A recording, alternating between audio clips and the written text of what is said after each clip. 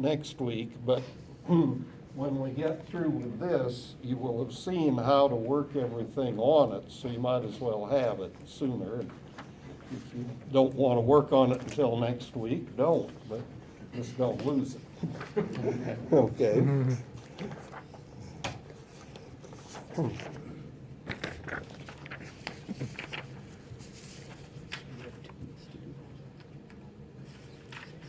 Take a look at the test with me for just a minute, and then we'll continue with, here's how you do problem 2 on the test. Notice problem 1, those are positive term series, all 3 of them. So, and it says establish convergence or divergence. So that means do more than just simply say which it is. So, for example, integral test, show that you've done it with the integral test or ratio test or nth root test or comparison, or maybe show divergence by showing the limit of the nth term is not 0. Okay, as the case might be. Then question 2 is about power series, and that we're in the process today of learning about convergence and divergence of power series. So when I start here doing the rest of the homework, I'll be teaching the test, which is what teachers always do, right? Problem 2. And then the rest of it, and then 3 is things about sequences that we've done in the first sections of the chapter. And then 4 and 5, you see, is polar coordinates and area and arc length, which we have done and you've probably forgotten and hoped you'd never have to see again. No such luck, right? The math department never lets go. That's the first lesson in taking math.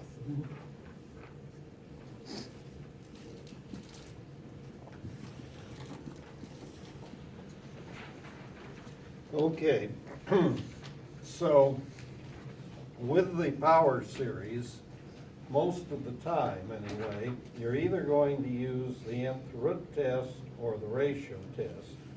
And if you were here yesterday, we talked about those. So to get the basic open interval in,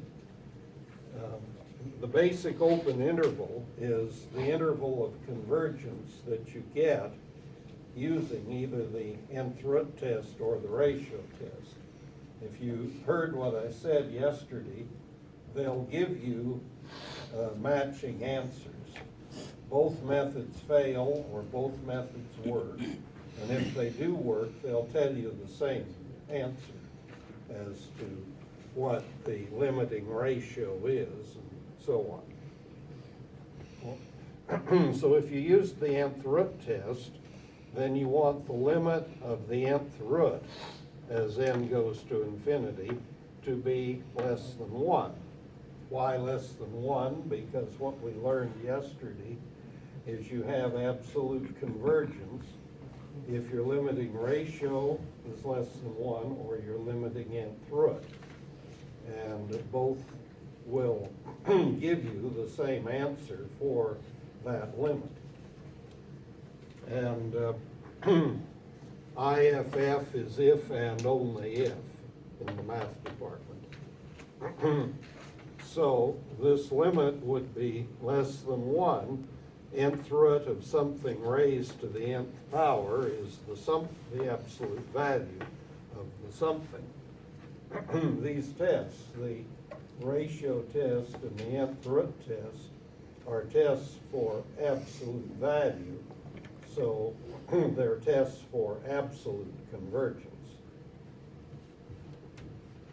So now you see why you suffered with inequalities in Math 25 or Math 108 or somewhere in high school.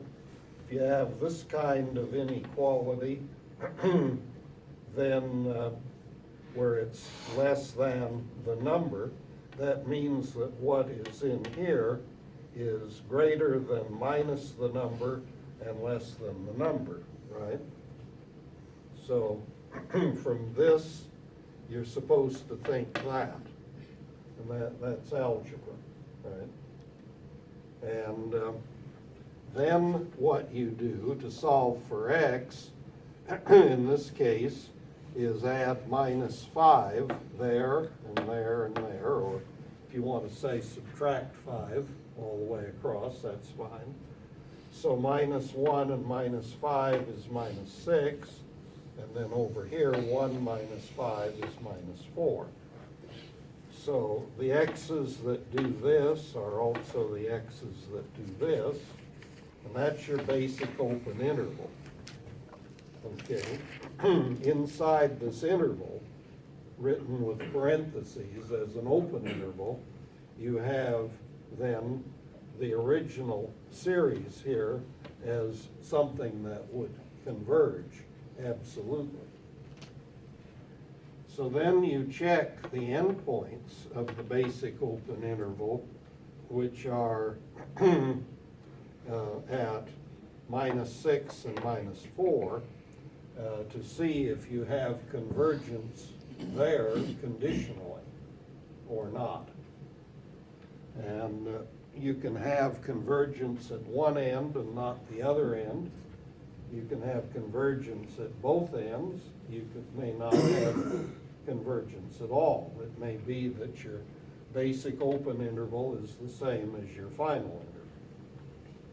So checking at the one end, x plus 5 equal 1. So you could go back to here and write this equal whatever the number is, and x is minus 4. So then back in the original series, if you put minus 4, 5 minus 4 is 1 to the n, which I've done there. 1 to the n is divergent. How do you know?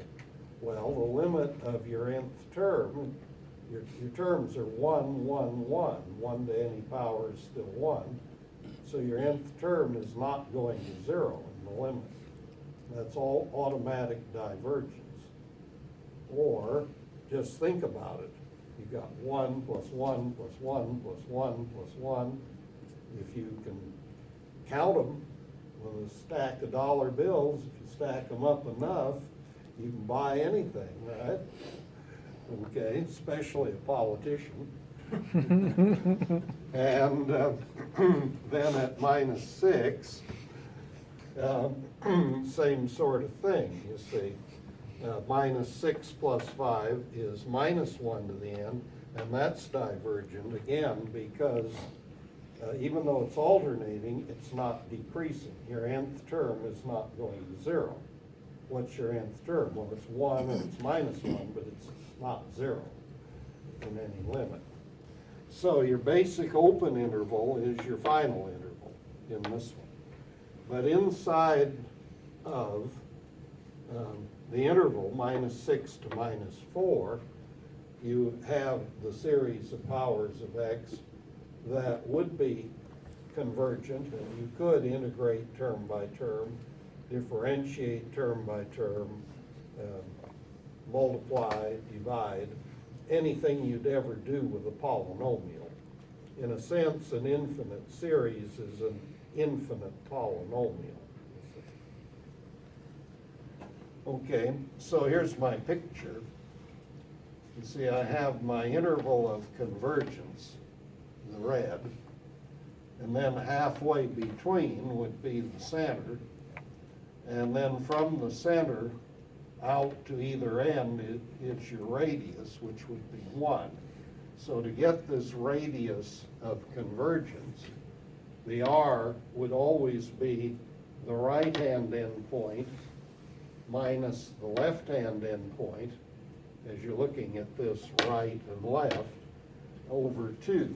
So it would be minus 4 minus a minus 6, which is 2 over 2, which is 1.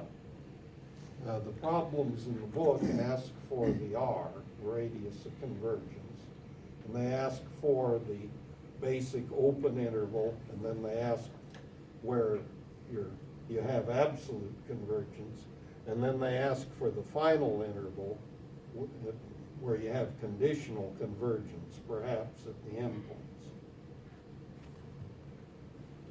And if you notice, that's how the thing is worded on the test. You see, I'm asking you in problem 2, define the basic open interval minus r to r, and check the endpoints to give the final interval. And I'm not asking specifically for the radius of convergence, but the book does in the homework.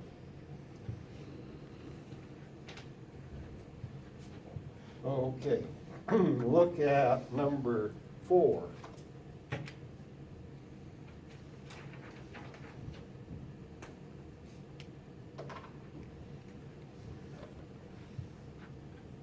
So I do nth root test here. Ratio test will certainly work. It would have worked here and it would work here, and I do some with the ratio test. There's some of the problems where I think you almost have to do ratio tests, but anyway, I do nth root test here. So I want the limiting nth root. Remember, these ratio and nth root tests are for absolute convergence. So the n is always positive. So the only place you put an absolute value is where the x is. As you can see with this one, the x's themselves might be negative. They were in problem 2. So I have my absolute value there on the 3x minus 2. And it doesn't matter whether you put them outside or inside, because the nth power of the absolute value is the absolute value of the nth power, and so on. So I want that to be less than 1 in the limit. So nth root of something to the nth, you see, would be the something on top, and then the nth root of n on the bottom. And one of our handy limits is the limit of the nth root of n is 1, right? That's on the long sheet that you should have. Where do I have those? As I've been saying, limit of the nth root of n is 1, and so that means then what you want is absolute value of 3x minus 2 less than 1. So that, from here, we go about like in problem 2. That means that what's in here is less than 1 and greater than minus 1. So again, isolate just the x part. So add 2 there, and there, and there. So you get 1 less than 3x less than 3. Now you can divide by the 3. It's positive, so you don't turn the arrows around. So x is between 1/3 and 1. So for those x's, you have absolute convergence, because that's what your nth root test or ratio test would give you. And if you did this as a ratio test, you'd get this same answer. They'll never give you contradictory answers. If they do, you did something wrong. So then, this is your basic open interval, and your radius then is the right hand minus the left hand averaged. This minus that's 2/3 over 2 is 1/3. And then you have absolute convergence for this open interval. So you check for conditional convergence, which, if you have it, is 2c's at the endpoint. So at 1/3, if you put 1/3 in, times 3, that's 1 minus 2, so it's minus 1 to the n over n. And that is conditional convergence. See, that's your alternating series starting on the minus plus. So that's this alternating series that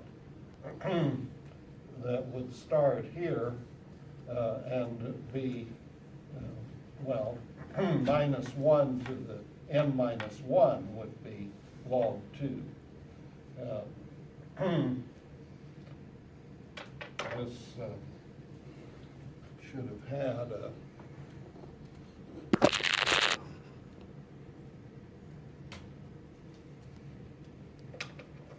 there's always a misprint.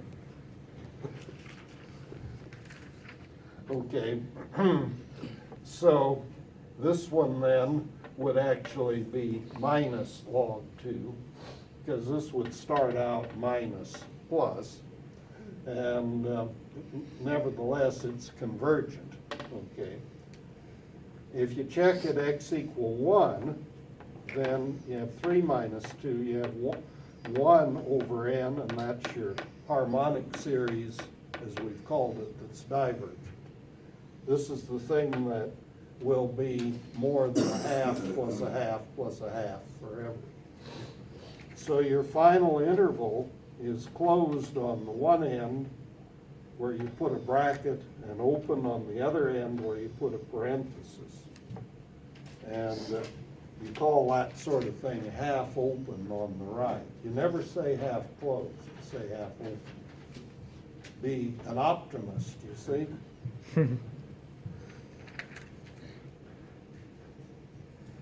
And so meanwhile, look at problem 9. And so let's do a ratio test for a change. It would work either way.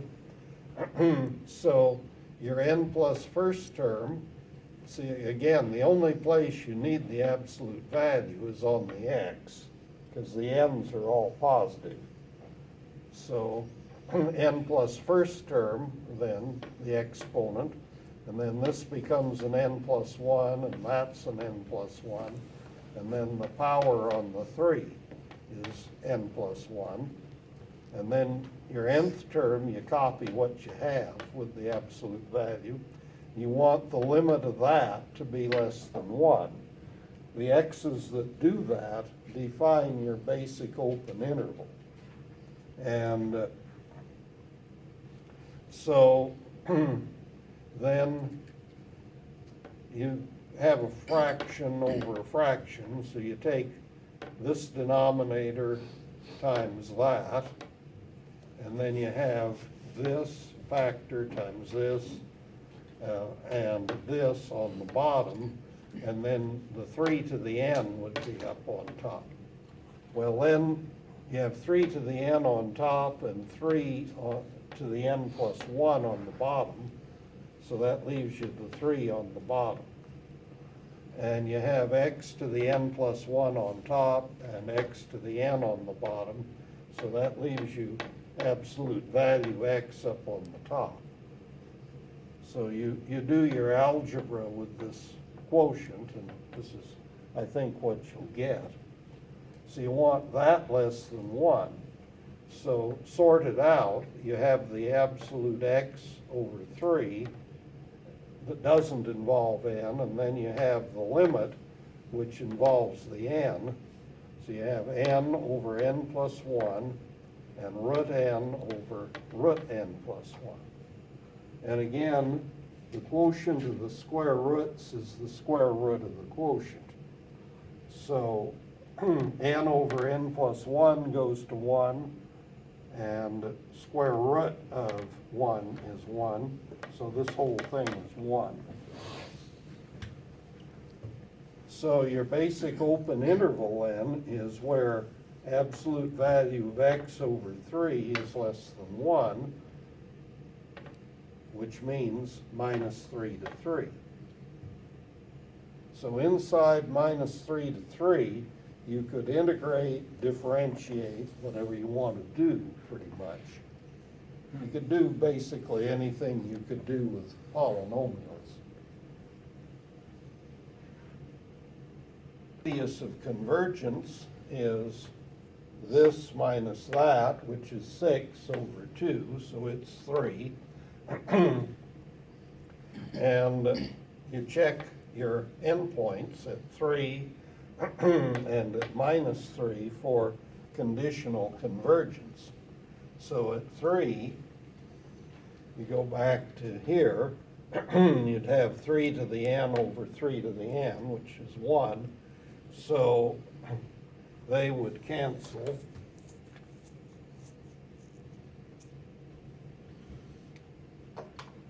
And you'd have 1 over n to the 3 halves, and that converges. That's p series where p is greater than 1. 1 over n to the p. 3 halves is more than 1. So that's convergent. And then at minus 3, you have the alternating version of this. And if a series converges, the alternating version always converges of the same series. And so your final interval is closed, minus 3 to 3. So that means if you were integrating term by term, whatever function, this would be the series that it represents, then even at minus 3 or at 3, the series you got integrating term by term would be the series for whatever is the integral of the function that corresponded to the original series. We'll work much more with that the rest of the spring, where, for example, if it's the series that represents the cosine, then integrating term by term will represent the integral of cosine, which will be sine, and so on. Okay, take a look at this one. You see, this is not factorials. This is the product of even numbers in the denominator. N is 1, 2n is 2, n is 2, 2n is 4, n is 3, 2n is 6, so on like that. So the book likes these problems where you have products, but they're not products of all the natural numbers, so you can't say they're factorials. So set up your sequence of ratios for the ratio test. So n plus 1 would be there, and then you'd go on to 2n, and then the next factor here would be 2 times n plus 1, or 2n plus 2. And then the u sub n would be this, the xn, and the product of even numbers through 2n. So then when you invert and multiply, you see what will have happened is that these will have canceled those, and canceling the x to the n into xn plus 1 will leave you the x to the first power. So what you want is the limit of the absolute value of x over the remaining factor here after you cancel these with these, which is 2n plus 2. You want that to be less than 1. Well, that's true because your 1 over 2 times n plus 1 goes to 0 in the limit. So for any finite x, this will be less than 1. So your basic open interval is all finite x, minus infinity to infinity. And so the r, then you'd say, is infinite radius. That proves to be true for sine and cosine and e to the x also. They converge for all x. And so the interval is minus infinity to infinity.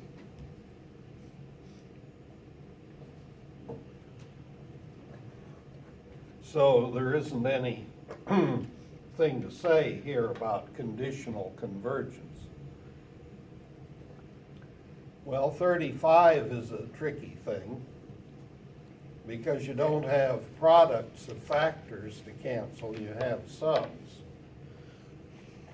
And this is one reason I'm doing the problem, because I don't know that you'd necessarily think of this very quickly, but we have formulas that go from sums of the positive whole numbers to products. So the sum of the numbers 1 through n is n plus 1 over 2.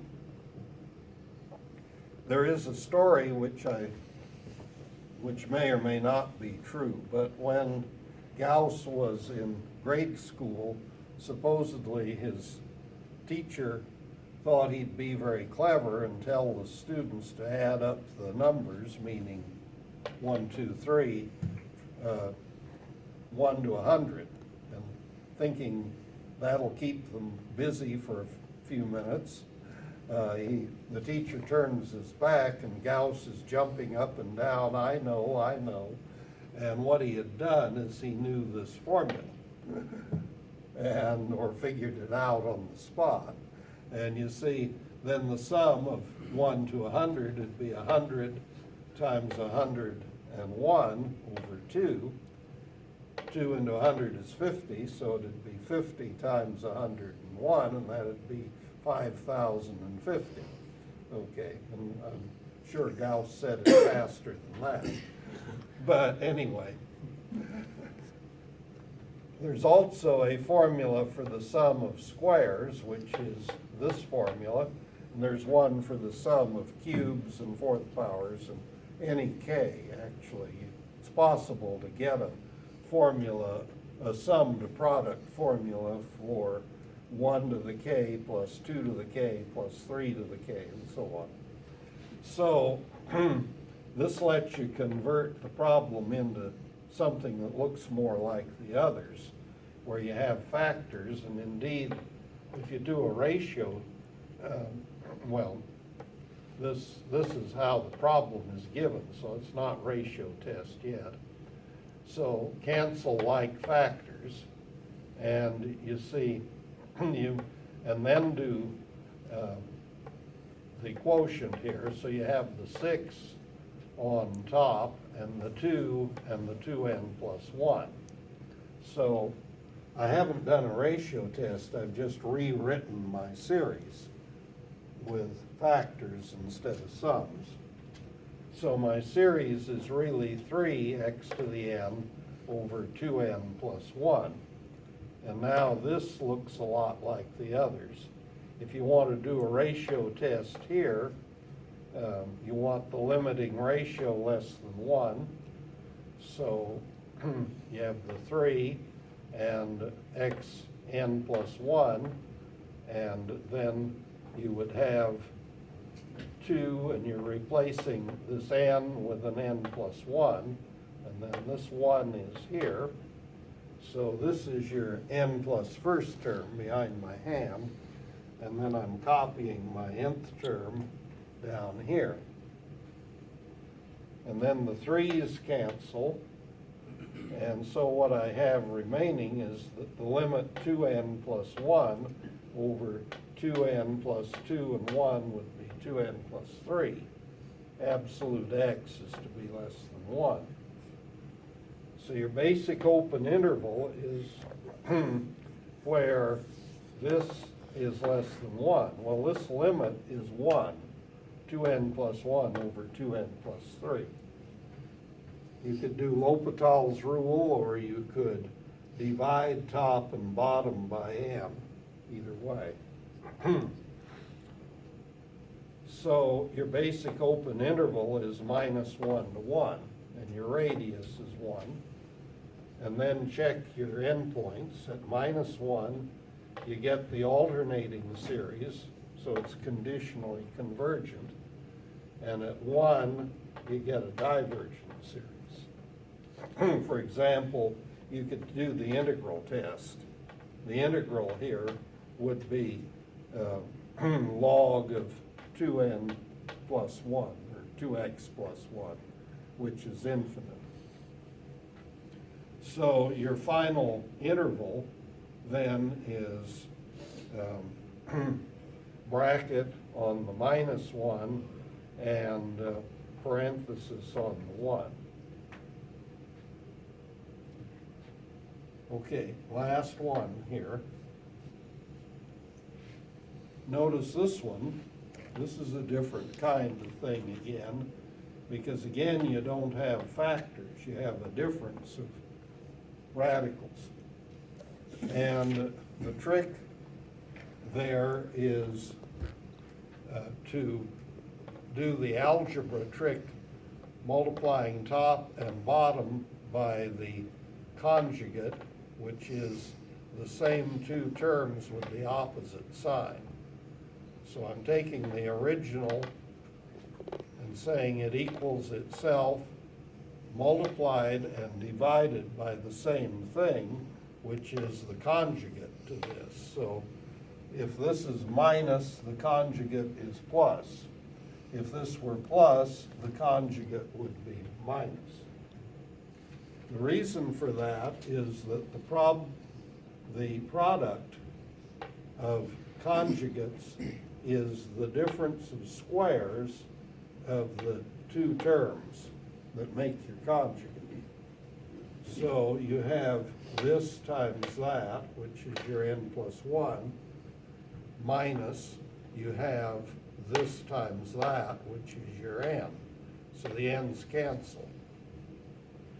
So now your series, instead of this minus this times x minus 3, is 1 over this sum times x minus 3.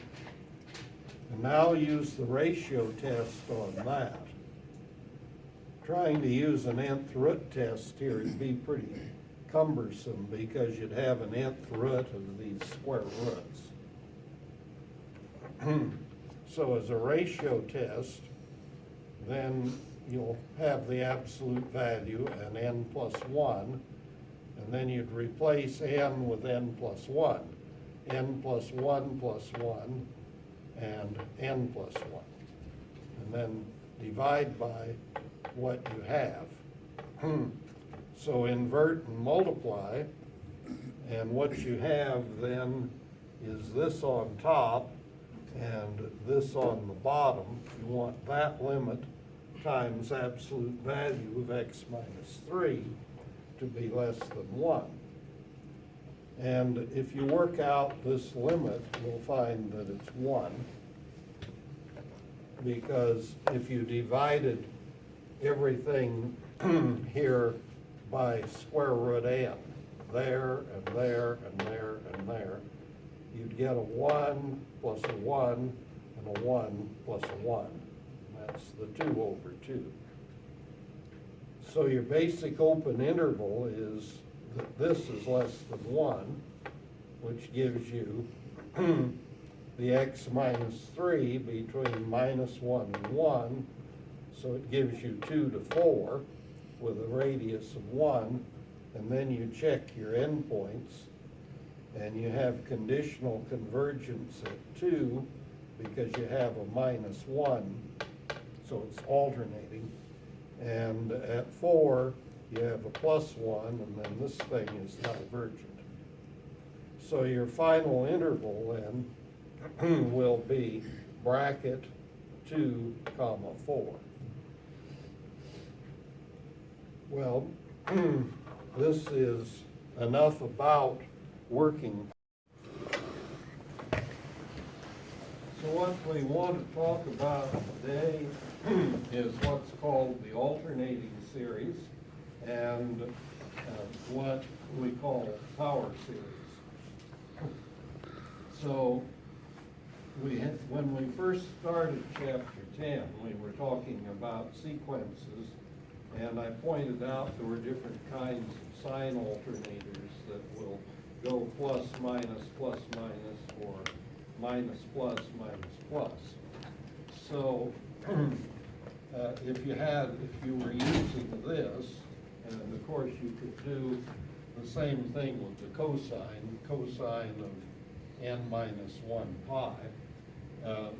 You'd get the pattern plus minus plus minus.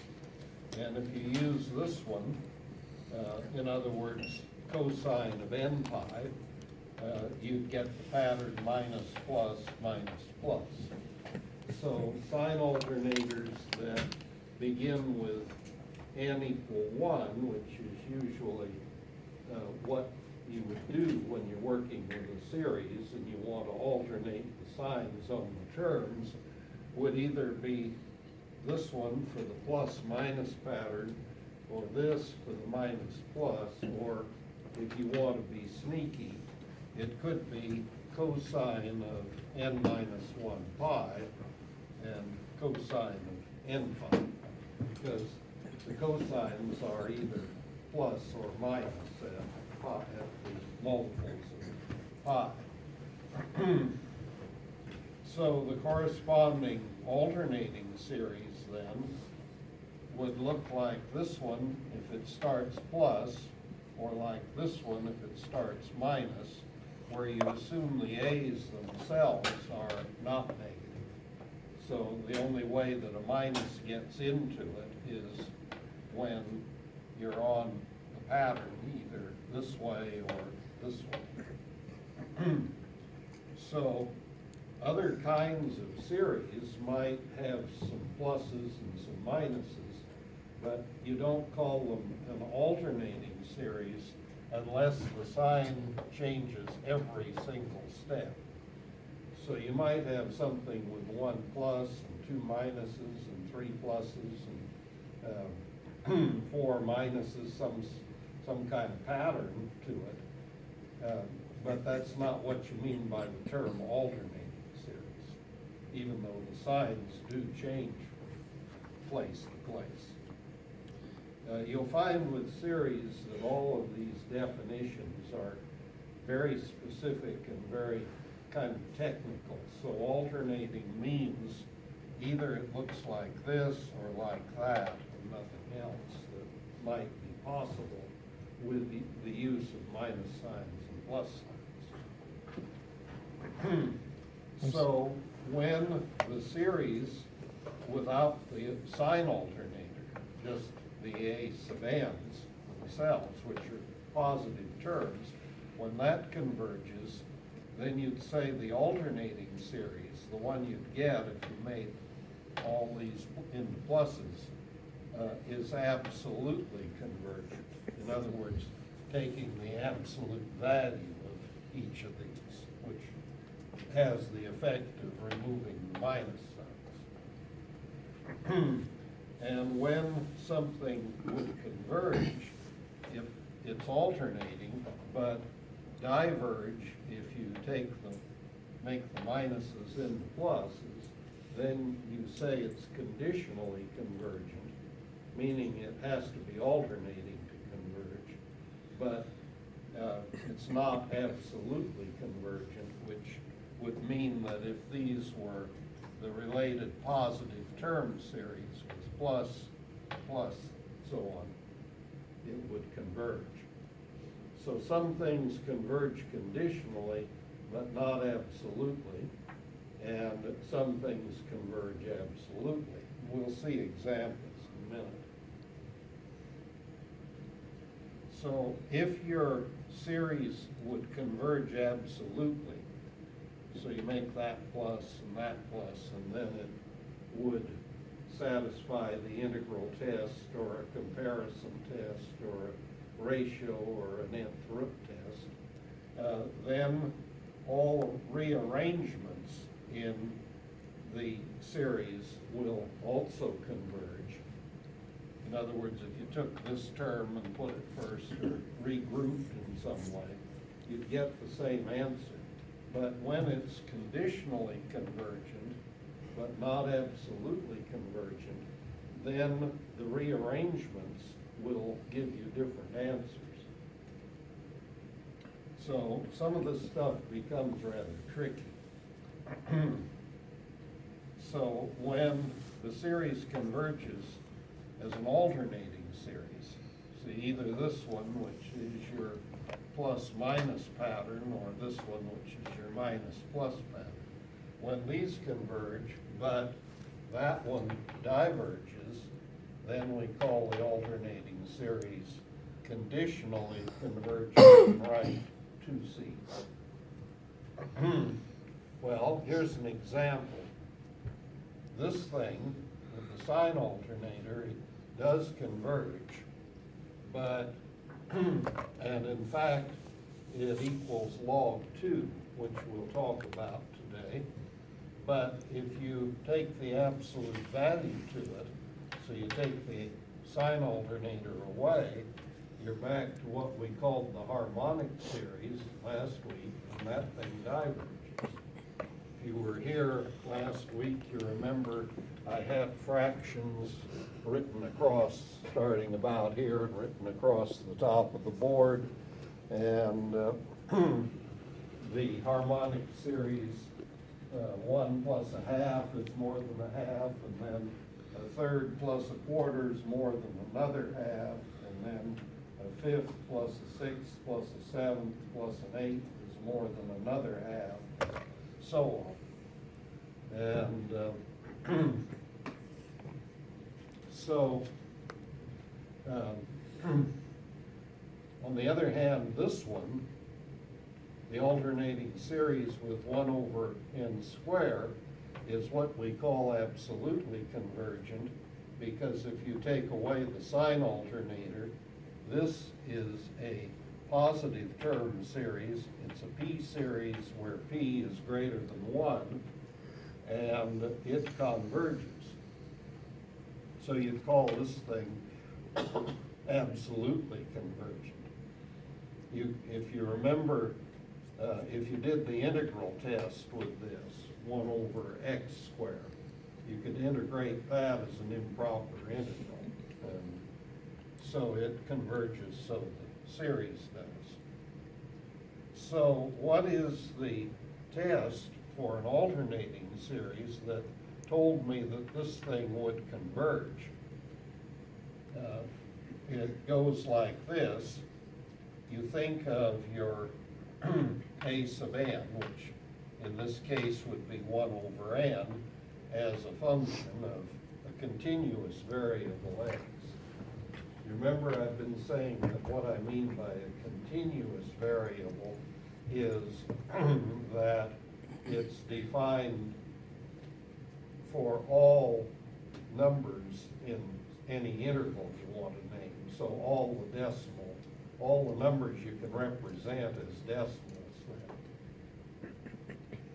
So think of that as a function for a continuous variable, and then from some point on for all x, if your function is decreasing, which you could hope to prove by taking its derivative and seeing that its derivative is negative, so it's got a negative slope, dropping. And if the limit as x becomes infinite is 0, which you might be able to prove, for example, with L'Hopital's rule or something like that, then you say that it is conditionally convergent, that is, it converges as an alternating series, but not necessarily as a positive term series. This one is conditionally convergent because that diverges. This one is more than conditionally convergent because that converges, and then you say absolutely convergent. But both of these would converge as alternating series because 1 over n is a decreasing graph, and 1 over n squared is decreasing even faster. There's more when it's an alternating series. If you take capital S as the sum of terms in the alternating series, either pattern. And if you say that, so this would be the true sum of the series. And this would be the partial sum of the first n equal k terms of it. The difference between the true sum, which for example for this thing is actually log 2, the difference between log 2 and the sum of the first so many terms will in absolute value be less than the first term you drop. Remember, the a's themselves without the sign alternator are positive, so this is a positive number, which is what you'd expect if you're comparing it to an absolute value. So either the sum of the first k terms is less than the true sum, which is less than the next term, or the other way around. When you stop with k terms, that's more than the true sum, and then that's more than the next term. It'll be one way or the other. So take a look at log 2 and that alternating series, and there are two people here that don't have it here. So I'm writing out the first 10 terms of this alternating series that I'm telling you today actually converges to log 2.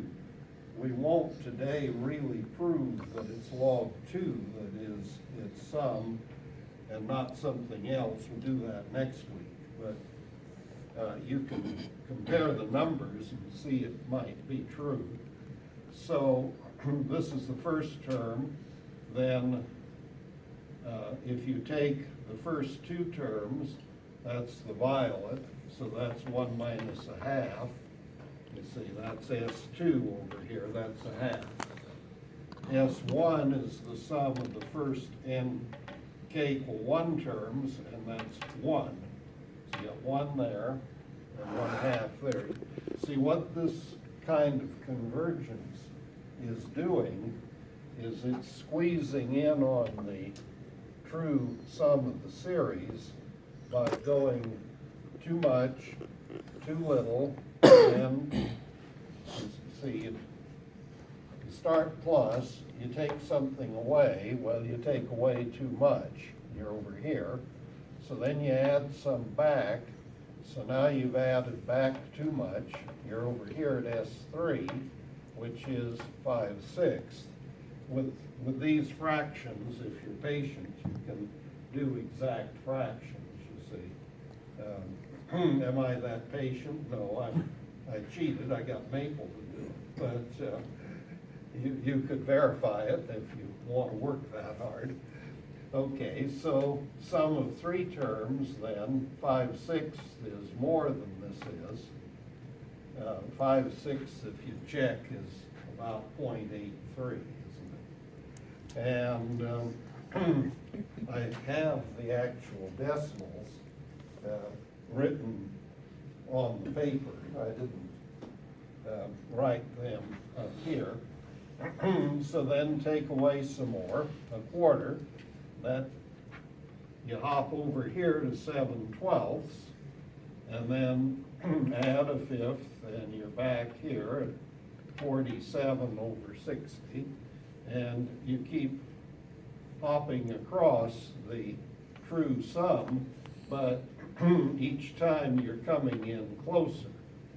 So if you look at your decimals for S9, you see you have the 745, and the S10 you have 645. You notice if you average those, you're not too far off from the decimal for log 2, which is 693,147. So it's that kind of convergence. This is a little different kind of convergence from the kind where you have the horizontal asymptote and your envelope curve approaches that asymptote as you go out to infinity. In this one, you're really looking at two envelope curves. If you wanted to draw things that way, you have the graph where you're ending with an odd number, so you're taking an odd number of terms, and that envelope itself would be up above the horizontal asymptote at log 2 and dropping down to it. And the one that would go with the violet numbers would be climbing up from underneath. So what you would have, make you a picture, and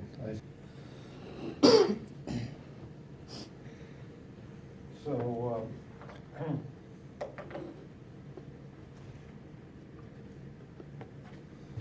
you'd have a situation of this sort.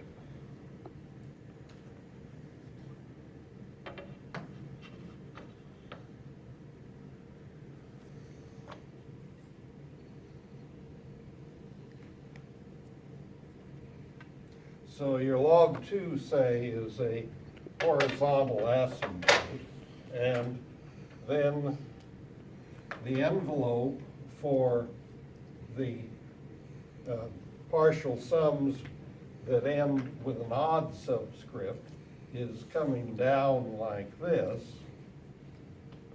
and see you have a point in the sequence of partial sums on it, and then the envelope for this side, where you're taking an even number of terms, is coming up. So this one would be at 1/2.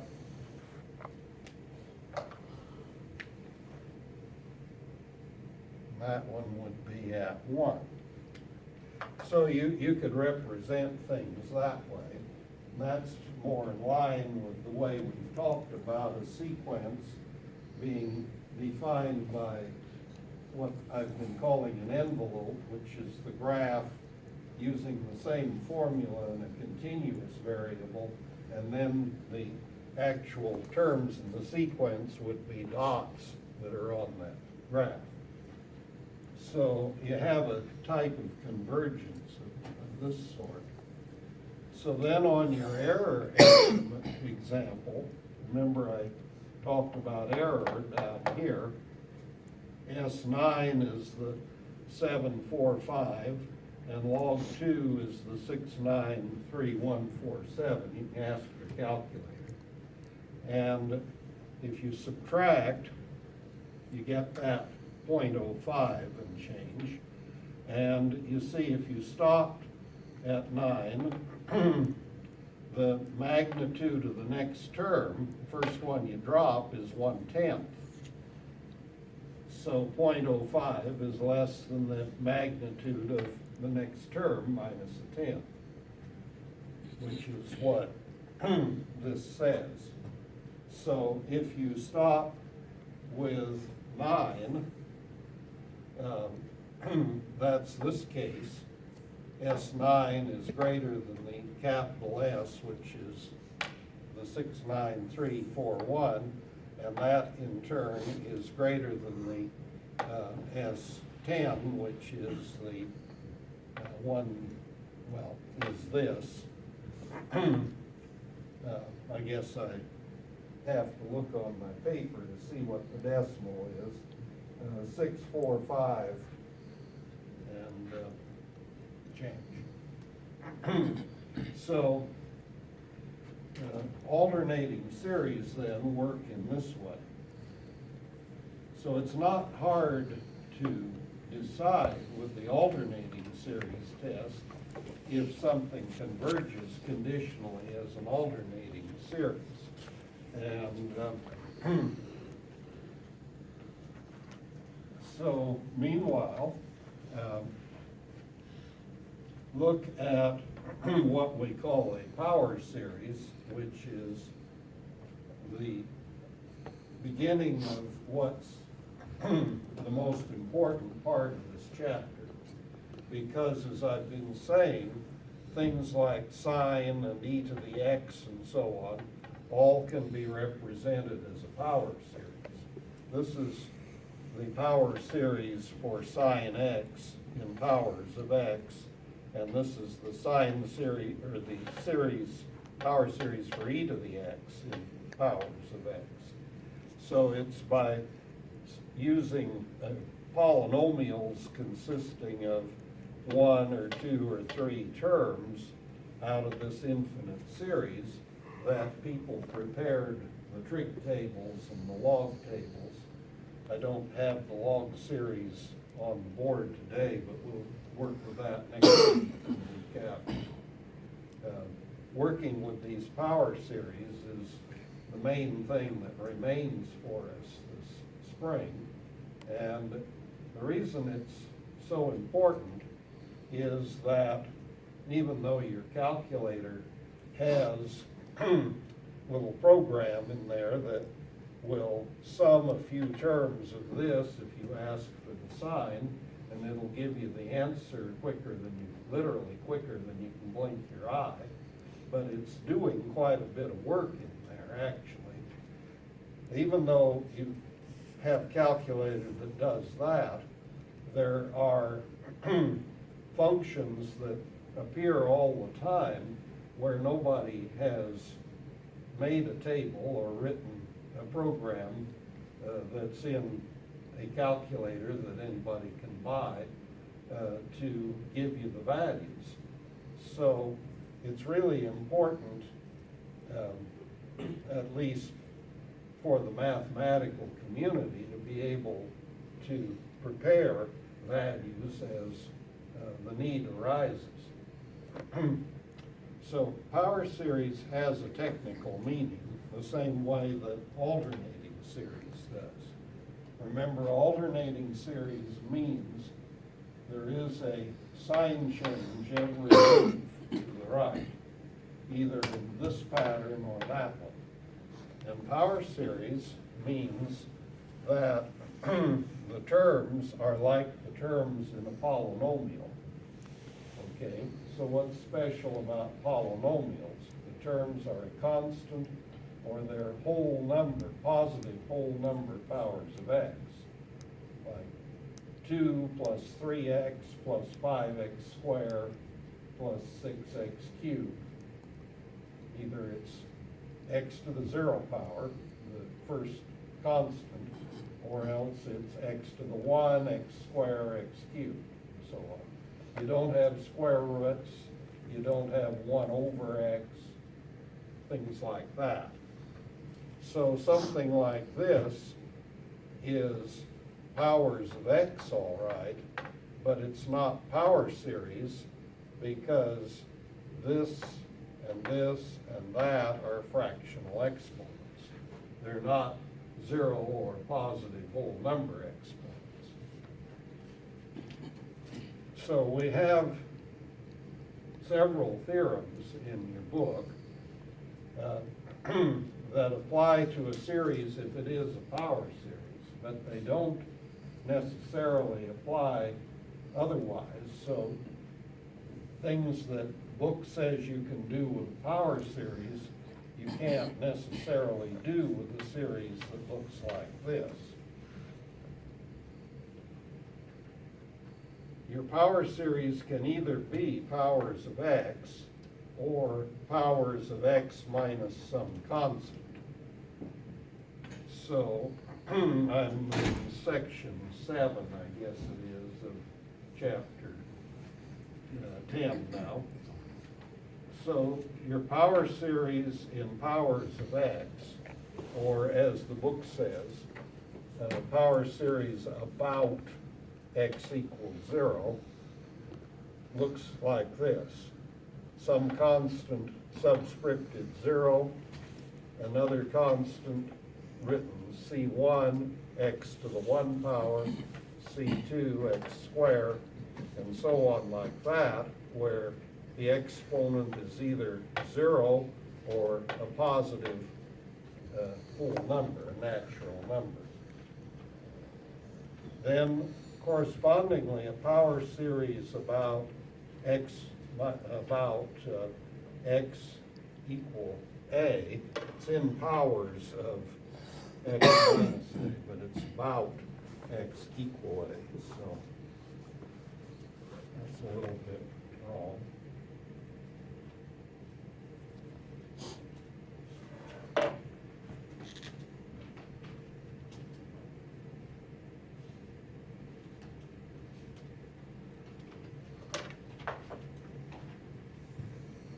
Would be a constant, x minus a to the 0 power, and then C1 x minus a, C2 x minus a squared. And for example, these are two, for instance, examples of power series about x equals 0, or in powers just of x. When it is a power series in powers of x, or about x equals 0, you call the things Maclaurin series. I'll spell out the name.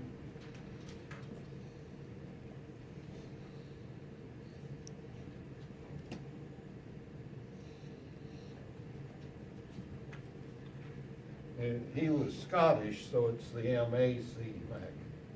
And if it's in powers like this of x minus some other number, then you call it a Taylor series.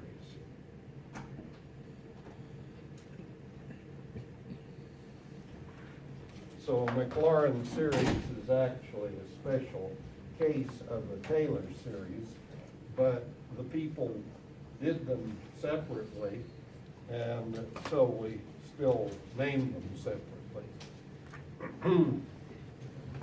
So for power series then, we can use either the ratio or the nth root test to establish a basic open interval. If you do air travel, you recognize BOI, certainly, or listen to the radio with KBOI even, but basic open interval of convergence. So inside that interval, this is why power series are so important to us. Also, you can integrate term by term, and if you integrated this term by term, you'll get the Maclaurin series for the integral, which would be minus the cosine. And you can differentiate term by term. If you do the series of derivatives term by term, you'll get the series for the derivative, which would be cosine. Or here, you integrate these and you'll get the to the x series back again, and so on. You can multiply one series by another, so, or you can multiply a series by a polynomial, like I've done down here, and you can divide one series by another. And we'll be doing this sort of thing. That's what we're going to do the rest of the spring.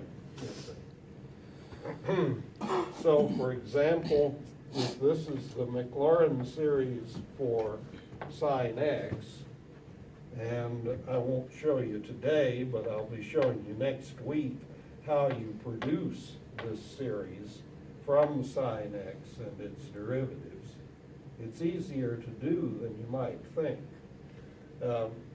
If you have this series for sine, and you want the series for x times sine, you can simply multiply x times each of the terms and get x squared, x fourth over 3 factorial, x sixth over 5 factorial, and so on like that. So you can do this inside the interval of convergence of both series if you're multiplying one series by another. In this case, you're multiplying just by x, so this would be valid for whatever is the interval where this series represents sine x, which actually proves to be all x. But we have yet to learn how you establish the interval of convergence. That's coming next week and the week after. And in the same way, if you wanted the series for e to the x over x, you could divide term by term your e to the x series, where x is not 0. Of course, you can't have x equal 0. So for x not 0, the series for e to the x over x would be 1 over x, and then like this. Notice that this thing now is no longer a power series, because our definition of power series is that the exponents have to be 0 or positive whole numbers. So this is a series for e to the x over x, but you can't say it's a power series. Well, the homework in 10.7 consists of showing the interval of convergence for various examples of power series. And so what they want you to do is to establish the basic open interval and then check the endpoints at which you may have conditional convergence, which is why we talked about this concept, and then give what would be the final interval where there is convergence, inside of which you could integrate term by term and differentiate term by term and all these things. And they want you to give what they call the radius of convergence. So we can look at some examples here. As I've written down what it is that the book wants us to do with these problems.